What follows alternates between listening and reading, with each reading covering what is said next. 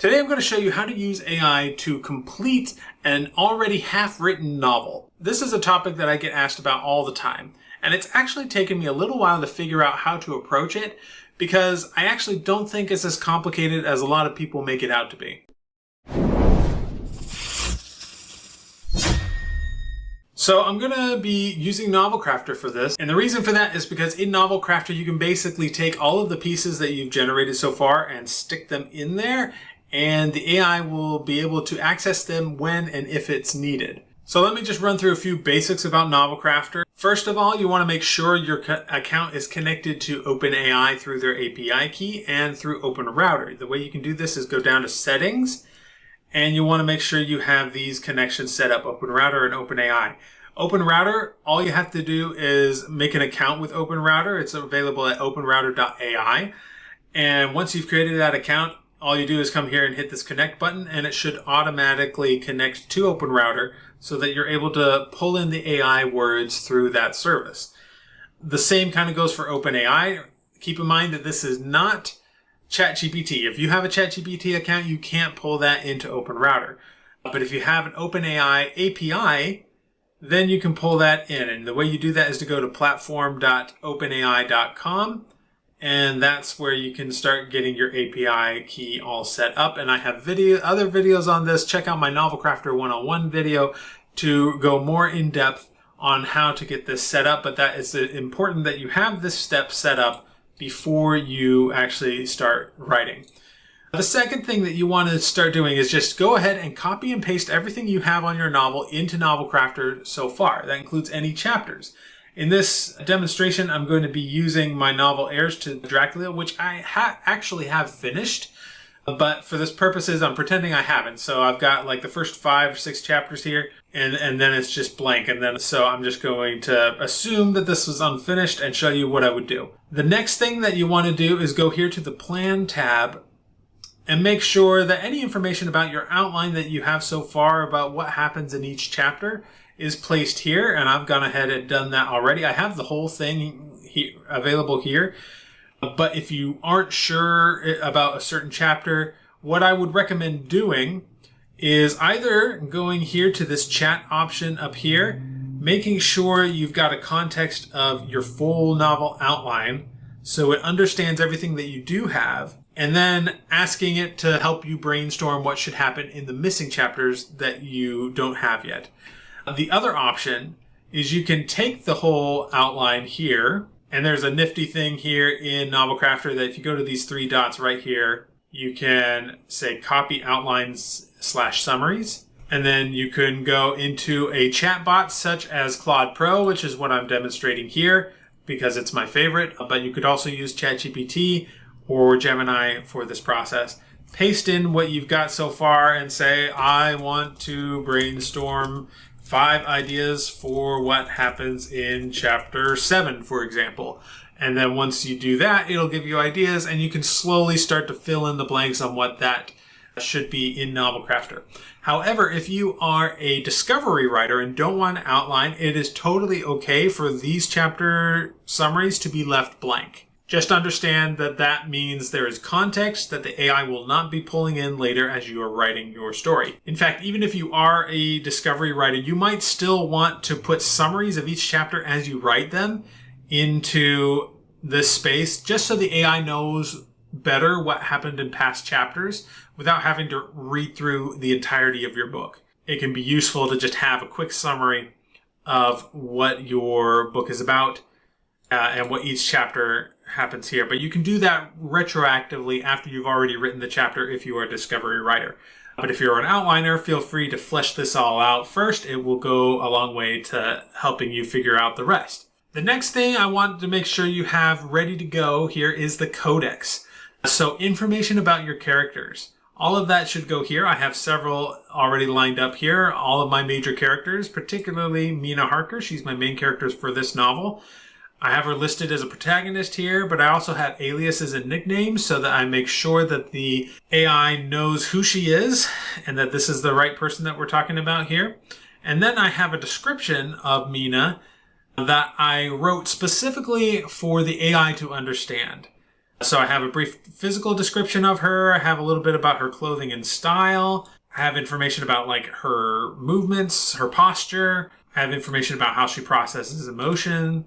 We have her love language here, personality types. She's ENFJ, type 1 on the Enneagram, and what her top Clifton strengths are. All of these are things to kind of show a little bit more about who she is as a person and make sure that the AI is writing her well and writing her distinctly from other characters. So, for instance, we have Sherlock Holmes in this novel. Now, thankfully, the AI already knows who Sherlock Holmes is, so that's going to actually inform the way he's written a little bit. But I have information about his physical description and everything as well.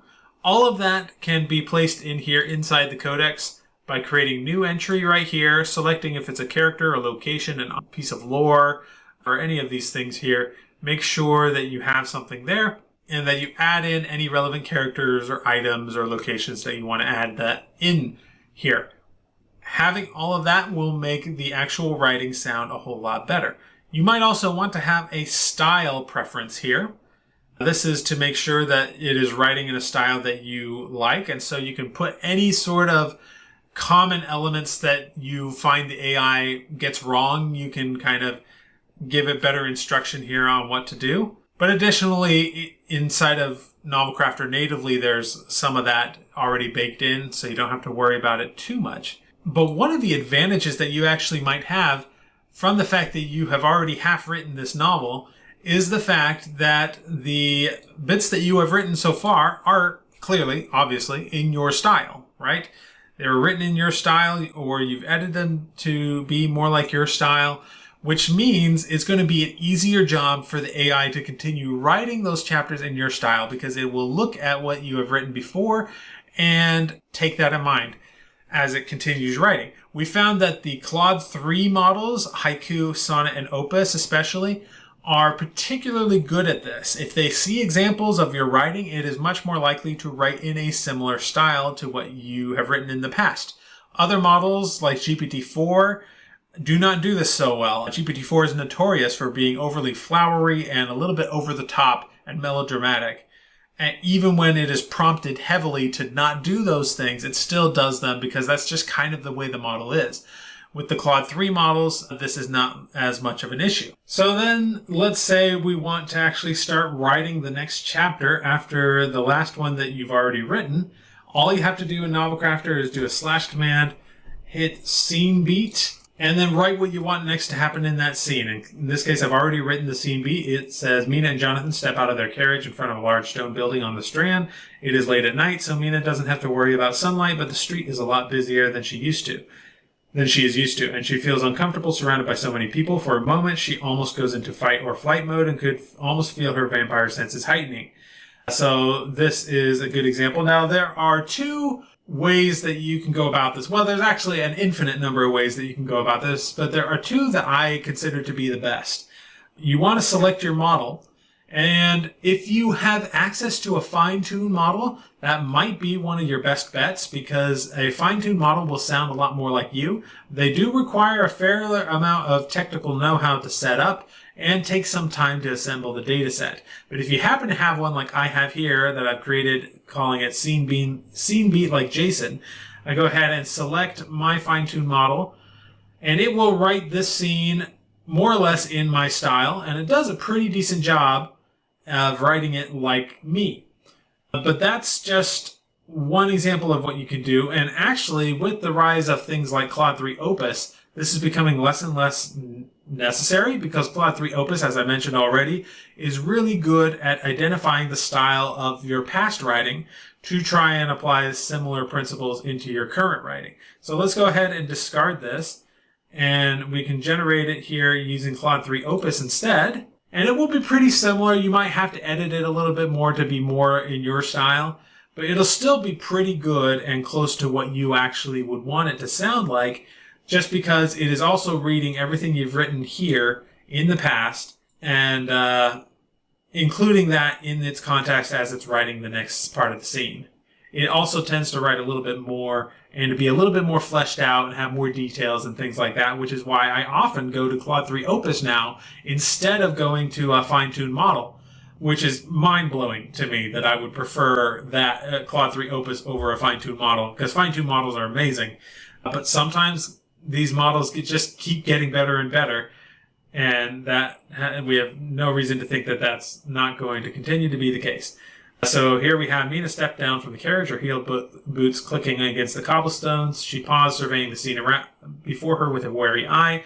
The Strand bustled with activity even at this late hour. Gentlemen in top hats and ladies in fine gowns strolled arm in arm, while street vendors hawked their wares and carriages clattered by. Definitely pretty good sounding prose. Definitely fits with the style that I've got up here.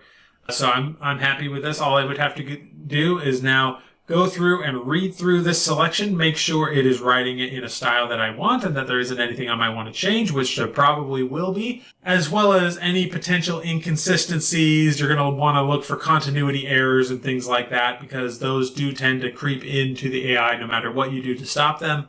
Sometimes you'll just get a phrase where you'll just be like, nope, that's not quite right, or it's referencing a character that no longer exists, or whatever the case may be. There's usually some of that, no matter what you do, that you will have to edit out yourself.